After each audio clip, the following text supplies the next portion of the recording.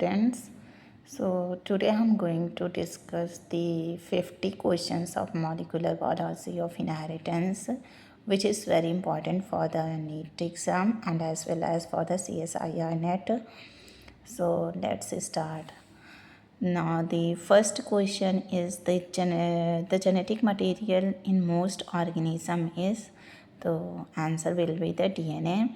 Second question is the DNA structure was discovered by Watson and Crick. The building block of the DNA is, तो answer होगा इसका nucleotides.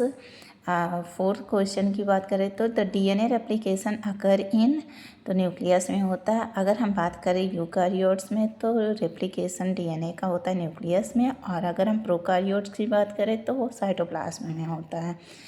Fifth question is the process of the making of RNA from the DNA, तो इस process को हम बोलते हैं transcription. अगर डीएनए से आरएनए बन रहा है तो उसे हम ट्रांसक्रिप्शन बोलेंगे, और अगर एमआरएनए से प्रोटीन बन रहा है, मीन्स आरएनए से प्रोटीन बन रहा है, तो उस प्रोसेस को हम ट्रांसलेशन बोलेंगे। Sixth question, the process of making of protein from mRNA is called, तो उसको हम ट्रांसलेशन बोलते हैं।